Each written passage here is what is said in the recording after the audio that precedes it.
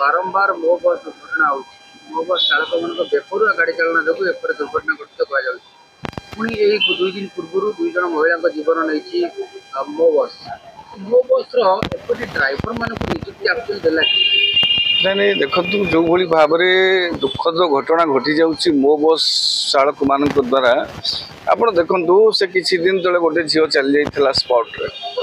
एवं पुणी परदिन जो दुर्घटना होती से दुर्घटना गोटे आश्चर्यजनक दुर्घटना से स्कूटी थिला रोड उपर साइड रे से माने रोड साइड रे ठिया होते माँ झी पुओ हाँ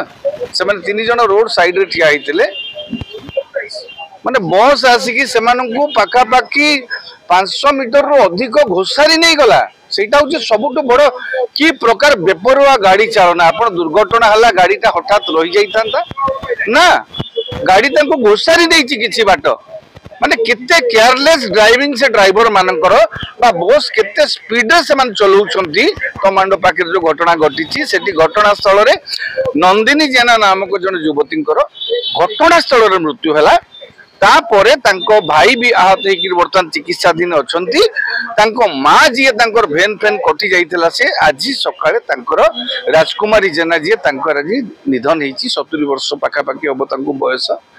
कि दुखद कथा सबुठ बड़ दुखद कथा हूँ पर्यंत मो बस मुहरे पड़िकी 2-2टा जीवन चली जाइए ना मो बस कर्तृपक्ष से लोकों पाखे पहुंचले क्षतिग्रस्त परिवार पाखे पहुंची ना स्थानीय लोक प्रतिनिधि से जगह कहीं पहुंची याठू बड़ी दुर्भाग्य एत संवेदनहीनता आम क्या आशा करवा ना अरे जदि दुर्घटना दुर्घटना कहीदेवा आम ठीक अच्छी दायित्वहीनता दिग को पर को जीवा किंतु दुर्घटना घटिकी जिते दुई जनकर जीवन पलैला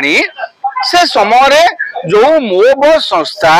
एभली अघटन घटाऊँगी ड्राइवर से क्षतिग्रस्त परिवार पाखे कर्तृपक्ष पहुंची पारे समवेदना ज्ञापन करने अमानवीय मानसिकता केमी हूँ परिवहन कर्तृपक्ष स्थानीय लोक प्रतिनिधि जो मैंने भी अच्छा जी से पहुंचिकी प्रतिनिधि से पहुंचिकी समवेदना ज्ञापन कर सहायता न्याय देवा तो पर कथा एभली दुर्भाग्यजनक घटना बारंबार भुवनेश्वर घटुले मो बस कर्तृपक्ष ए दिग प्रति आदौ दृष्टि दौना ड्राइवर मान बेपरुआ गाड़ी चलन विरत रही कौन प्रकार सेमिति आखि दृश्या पदक्षेप नौना अघटन घटी चलुची याठू बड़ी दुर्भाग्य आउ किछि नाही आमे लोकन को परिवहन सेवा जोगैले सुविधा रे सेमान जागिरी पहुंचीबा पाई किंतु सेमाने रास्ता कड़े ठिया होती आपण से माड धक्का कर देकी घोषारी की नहीं जाऊँगी बस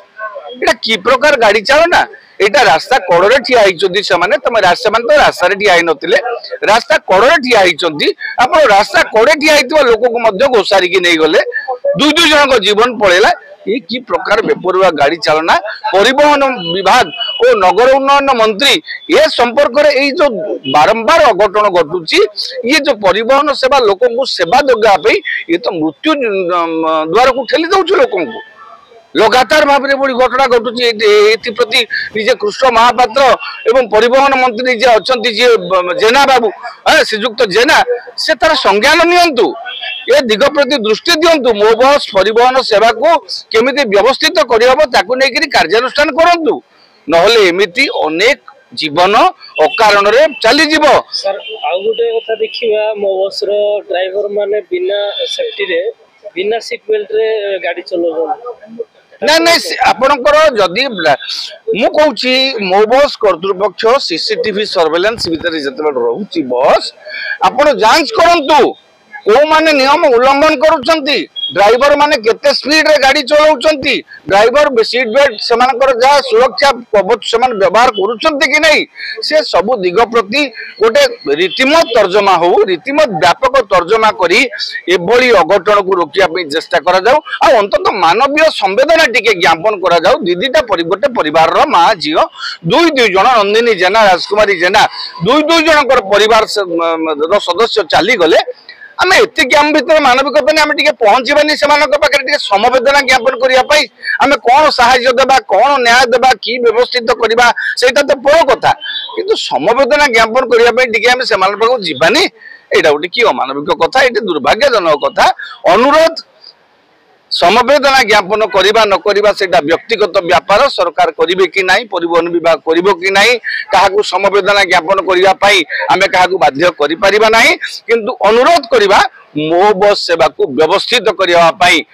अंतत भुवनेश्वर आउ जणे भी नागरिकंकर जणे भी लोकंकर जीवन न जाऊ सेथि पई भुवनेश्वर मो बस सेवा को व्यवस्थित करबा को बेल थाउ जदि बंध न बांधिबे तेबे उजाणी बहिबो, एई दुर्घटनार उजाणी बहिबो, सेथि पई राज्य सरकार भी दायी रहिबे।